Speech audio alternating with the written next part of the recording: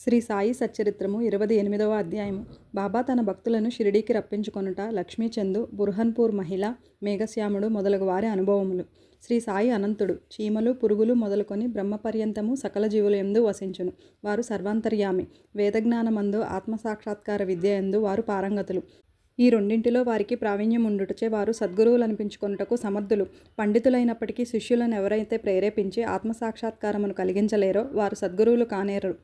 సాధారణంగా తండ్రి శరీరమును పుట్టించును, పిమ్మట చావు జీవితమును వెంబడించును. కానీ సద్గురువు చావు పుట్టుకలను రెండింటినీ దాటింతురు. కాబట్టి వారందరికంటే దయాద్ర హృదయులు. సాయిబాబా అనేకసార్లు ఇట్లు నుడివిరి: నా మనుష్యుడు ఎంత దూరమున ఉన్నప్పటికీ, 1000 క్రోసులు దూరమున ఉన్నప్పటికీ, పిచ్చుక కాళ్లకు దారం కట్టి ఈడ్చినట్లుగా అతనిని షిరిడీకి లాగెదను. అటువంటి 3 పిచ్చుకల గురించి ఈ అధ్యాయంలో చెప్పుకొందము. లాలా లక్ష్మీచంద్. అతడు మొట్టమొదట రైల్వేలోను, అటు తర్వాత బొంబాయిలోని శ్రీ వెంకటేశ్వర ముద్రణాలయనమందు, తదుపరి రాలీ బ్రదర్స్ కంపెనీలోను గుమాస్తాగా ఉద్యోగం చేసెను. 1910వ సంవత్సరమున అతనికి బాబా సాంగత్యం లభించెను. శాంతాక్రజులో క్రిస్మస్ పండుగకు 1-2 మాసముల పూర్వం స్వప్నములో గడ్డముతో ఉన్న ఒక ముసలివాణిని, చుట్టూ భక్తుల గుంపును చూసెను. కొన్నాళ్ల తర్వాత దాసగను కీర్తన వినుటకు తన స్నేహితుడకు దత్తాత్రేయ మంజునాథ్ బిజూర్ ఇంటికి వెళ్ళెను. కీర్తన చేసినప్పుడు దాసగను బాబా పటమును సభలో పెట్టుట ఆచారము. స్వప్నంలో చూచిన ముసలవాని ముఖలక్షణములు ఈ పటంలో ఉన్నవానికి సరిపోయెను. కావున తాను సాయిబాబాను స్వప్నంలో చూచినట్టులా గ్రహించెను. పటము, దాసగను కీర్తన, తుకారం జీవితము అనగా అప్పుడు దాసగను చెప్పుచున్న కథ ఇవన్నీయు మనస్సున నాటి లక్ష్మీచంద్ షిరిడీ పోవుటకు ఉవ్విళ్ళూరుచుండెను. సద్గురుని వెదుకుటలో ఆధ్యాత్మిక కృషి అందును దేవుడు భక్తులకు సహాయపడునన్నది భక్తుల అనుభవమే. ఆనాటి రాత్రి 8 గంటలకు అతని స్నేహితుడకు శంకర్రావు వచ్చి తలుపు కొట్టి షిరిడీకి వచ్చేదవా అని అడిగాను. అతని ఆనందమునకు అంతు లేకుండెను. షిరిడీకి పోవాలనని నిశ్చయించుకొనెను. పినతండ్రి కొడుకు వద్ద 15 రూపాయలు అప్పు పుచ్చుకొని కావలసిన ఏర్పాట్లన్నీ చేసుకొని పిమ్మట షిరిడీకి పయనమయ్యెను. రైలులో అతడును స్నేహితుడకు శంకర్రావును భజన చేసిరి. సాయిబాబాను గురించి తోటి ప్రయాణికులను అడిగిరి. చాలా సంవత్సరముల నుంచి షిరిడీలో ఉన్న సాయిబాబా ఒక గొప్ప యోగి పొంగవులని వారు చెప్పిరి. కోపర్గాం రాగానే అతడు బాబా కొరకు జామ పండ్లను కొనవలెనని అనుకొనెను. కానీ ఆ గ్రామ పరిశ్రమలను, ప్రకృతి దృశ్యములను చూసి ఆనందించి ఆ విషయమును మరచెను. షిరిడీ సమీపించుచుండగా వారికి సంగతి జ్ఞప్తికి వచ్చెను. అప్పుడే ఒక ముసలమ్మ నెత్తిపై జామ పండ్ల గంప పెట్టుకొని తమ గుర్రపు బండి వెంట పరిగెత్తుకొని వచ్చుచుండెను. అతడు బండి నాపి కొన్ని ఎంపుడు పండ్లను మాత్రమే కొనెను. అప్పుడు ఆ ముసలమ్మ తక్కిన పండ్లను కూడా తీసుకొని తమ పక్షమున బాబా కర్పితం చేయుడని కోరెను. జామ పండ్లను కొనవలని అనుకొనుట, ఆ విషయమే మరుచుట, ముసలమ్మను కలుసుకొనుట, ఆమె భక్తి ఇవన్నీ ఇద్దరికీ ఆశ్చర్యం కలుగజేసెను. ఆ ముసలమ్మ తాను స్వప్నంలో చూసిన ముసలివాని బంధువై ఉండవచ్చని అనుకొనెను. అంతలో బండి షిరిడీ చేరెను. వారు మసీదుపై జెండాలను చూచి నమస్కరించెను. పూజా సామాగ్రితో మసీదుకు వెళ్ళి బాబాను ఉచిత రీతిన పూజించిరి. లక్ష్మీచంద్ మనస్సు కరిగెను. బాబాను చూసి చాలా సంతసించెను. సువాసన గల తామర పువ్వును చూచి భ్రమరము సంతసించినట్టులా బాబా పాదములను చూసి సంతసించెను. అప్పుడు బాబా ఇట్లనెను: టక్కరివాడు దారిలో భజన చేయును, నన్ను గురించి ఇతరులను విచారించుచుండెను. ఇతరులను అడగనేలా? మన కండ్లతోడే సమస్తం చూడవలెను. ఇతరులను అడగవలసిన అవసరమేమి? నీ స్వప్నం నిజమైనదా కాదా అనున్నది ఆలోచించుము. మార్వాడి వద్ద 15 రూపాయలు అప్పు తీసుకొని షిరిడి దర్శనం చేయవలసిన అవసరమేమి? హృదయంలోని కోరిక ఇప్పుడైనా నెరవేరినదా? ఈ మాటలు విని బాబా సర్వజ్ఞత్వమునకు లక్ష్మీచంద్ ఆశ్చర్యపడెను. బాబాకి ఈ సంగతులన్నీ ఎటుల తెలిసినవని అతడు ఆశ్చర్యపడెను.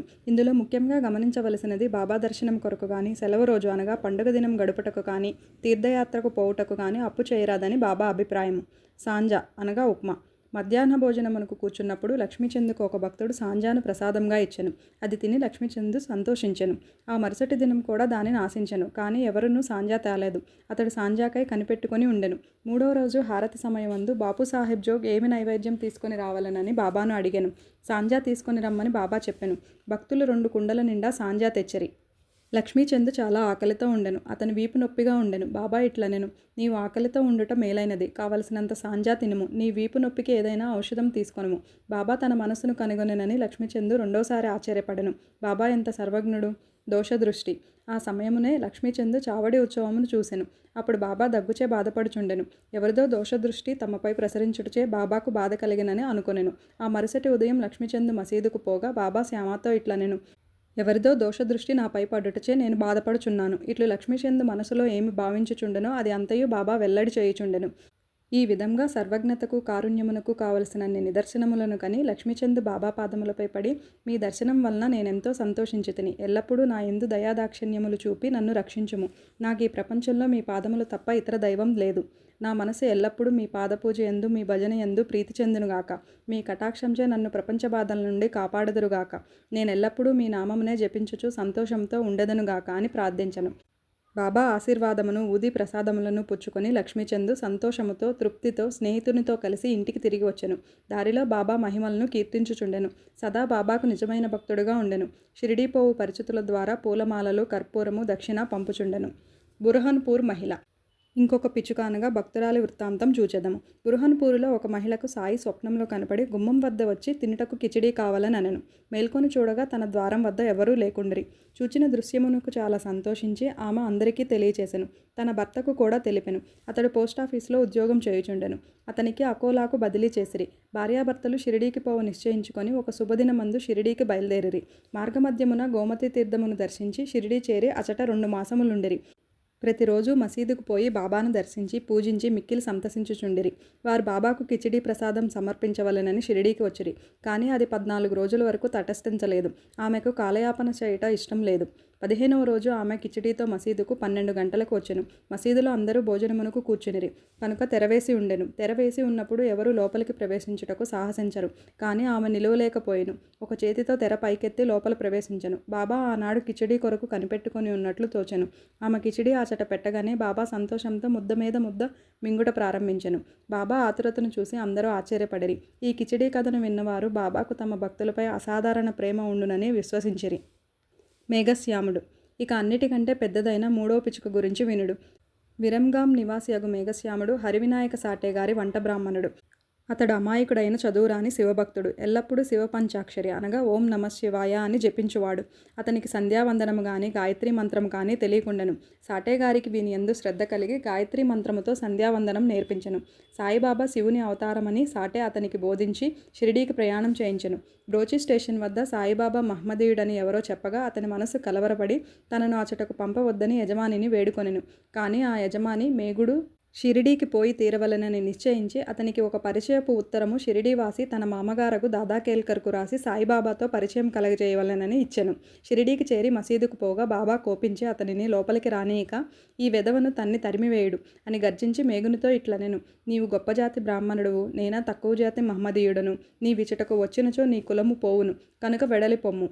ఈ మాటలు విని మేగుడు వణకనారంభించెను. అతడు తన మనస్సులో ఉన్న విషయములు బాబాకెట్లు తెలుసునని ఆశ్చర్యపడెను.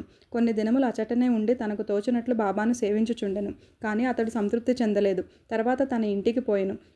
అక్కడ నుండి త్రెంబక్ పోయి అచట 1 సంవత్సరం 6 మాసములుండెను. తిరిగి షిరిడీ వచ్చెను.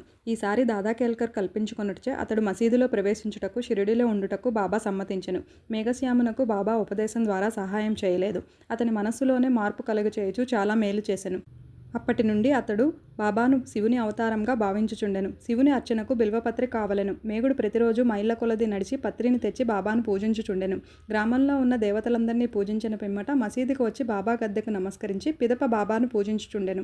కొంతసేపు వారి పాదములను నొత్తిన పిమ్మట బాబా పాదతీర్థమును త్రాగుచుండెడివాడు.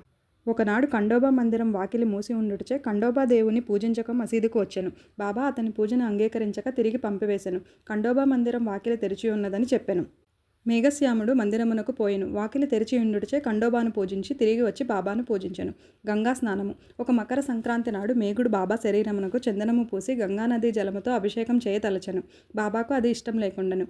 కానీ అతడు అనేకసార్లు వేడుకొనగా బాబా సమ్మతించెను. మేఘశ్యాముడు రాను పోను 8 క్రోసుల దూరం నడిచి గోమతీ నదీ తీర్థం తేవలసి ఉండెను. అతడు తీర్థం తెచ్చి అత్నములు అన్నిటినీ చేసుకొని బాబా వద్దకు 12 గంటలకు వచ్చి స్నానముకు సిద్ధంగా ఉండమనెను.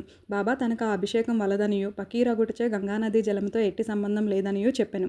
కానీ మేగుడు వినలేదు. శివునికి అభిషేకం ఇష్టం గనుక తనకు శివుడైన బాబాకు అభిషేకం చేసి తీరవలనని పట్టుపట్టెను. బాబా సమ్మతించి క్రిందకు దిగి పీటపై కూర్చుండి తల ముందుకు చాచి ఇట్లనెను. ఓ మేఘ, ఈ చిన్న ఉపకారం చేసి పెట్టుము. శరీరమునకు తల ముఖ్యము కావున తలపైన నీళ్లు పోయము, శరీరం అంతటిపై పోసినట్లగును. అట్లనే అని మేఘశ్యాముడు ఒప్పుకొని నీళ్లకుండను పైకెత్తి తలపై పోయి ప్రయత్నించెను. కానీ భక్తి పారవస్యమున హరే గంగా అనుచు శరీరం అంతటిపై నీళ్లు పోసెను. కుండను ఒక ప్రక్కకు పెట్టి బాబా వైపు చూచెను. వాని ఆశ్చర్య ఆనందములకు మేరలేదు. బాబా తల మాత్రమే తడిసి శరీరమంతయు పొడిగా ఉండెను. త్రిశూలము మరియు లింగము. మేఘశ్యాముడు బాబాను 2 చోట్ల పూజించుచుండెను. మసీదులో బాబాను స్వయంగా పూజించుచుండెను. వాడాలో నానాసాహెబ్ చందోర్కర్ ఇచ్చిన పటమును పూజించుచుండెను. ఈ ప్రకారంగా 12 నెలలు చేసెను. వాని భక్తికి మెచ్చుకొనెనని తెలుపుటకు బాబా అతనికి ఒక దృష్టాంతమును చూపెను. ఒకనాడు వేకువజామున మేగుడు తన శయ్యపైన పడుకొని కండ్లు మూసి ఉన్నప్పటికీ లోపల ధ్యానం చేయుచు బాబా రూపమును చూచెను. బాబా అతనిపై అక్షతలు చల్లి మేఘా త్రిశూలమును గీయుము అని చెప్పి అదృశ్యుడయ్యెను. మేగుడు బాబా మాటలు విని ఆతృతగా కండ్లు తెరిచెను. బాబా కనిపించలేదు గాని అక్షంతలు అక్కడక్కడా పడి ఉండెను. బాబా వద్దకు పోయి చూచిన దృశ్యము గూర్చి చెప్పి త్రిశూలమును గీయుటకు ఆజ్ఞ ఇమ్మనెను. బాబా ఇట్లనెను, నా మాటలు వినలేదా? త్రిశూలమును గీయమంటిని, అది దృశ్యం కాదు, స్వయంగా నేనే వచ్చి చెప్పి తిని. నా మాటలు పొల్లు కావు, అర్థవంతములు. మేగుడు ఇట్లు పలికెను, మీరు నన్ను లేపినట్టులా భావించితిని, తలుపులన్నీ వేసి ఉండుటచే అది దృశ్యం అనుకొంటిని. బాబా తిరిగి ఇట్లు జవాబు చెప్పెను, ప్రవేశించుటకు నాకు వాకిలి అవసరం లేదు, నాకు రూపం లేదు, నేను అన్ని చోట్ల నివసించుచున్నాను. ఎవరైతే నన్నే నమ్మి నా ధ్యానమునందే మునిగి ఉందిరో వారి పనులన్నీయూ సూత్రధారినై నేనే నడిపించెదను. మేగుడు వాడాకు తిరిగి వచ్చి బాబా పటం వద్ద గోడపై త్రిశూలమును ఎర్ర రంగుతో గీసెను. ఆ మరుసటి దినం ఒక రామదాసి భక్తుడు పూనా నుంచి వచ్చి బాబాకు నమస్కరించి ఒక లింగమును సమర్పించెను. అప్పుడే మేగుడు కూడా అచటకు వచ్చెను. బాబా ఇట్లనెను, చూడు, శంకరుడు వచ్చినాడు, జాగ్రత్తగా పూజింపుము. మేగుడు త్రిశూలమును గీసిన వెంటనే లింగం వచ్చుట చూసి ఆశ్చర్యపడెను. వాడాలో కాకాసాహెబ్ దీక్షిత్ స్నానం చేసి సాయిని తలంచుకొనుచుండగా తన మనోదృష్టి యందు లింగం వచ్చుట కాంచెను.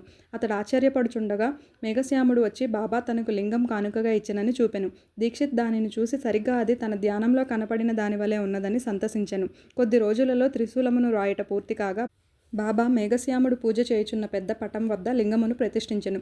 మేఘశ్యామునకు శివుని పూజించుట చాలా ప్రీతి గనక త్రిశూలమును రాయించి లింగమును ప్రతిష్ఠించుట ద్వారా బాబా వాని యందుండు నమ్మకమును స్థిరపరచెను. అనేక సంవత్సరములు బాబా సేవ చేసి అనగా పూజ, మధ్యాహ్న సాయంకాల హారతి సేవలు చేసి తుదకు 1912లో మేఘశ్యాముడు కాలం నొందెను. బాబా వాని కళేబరంపై చేతులు చాచి, ఇతడు నా నిజమైన భక్తుడు అనెను. బాబా తన సొంత ఖర్చులతో బ్రాహ్మణులకు చావుభోజి ఏర్పాటు చేయమనెను.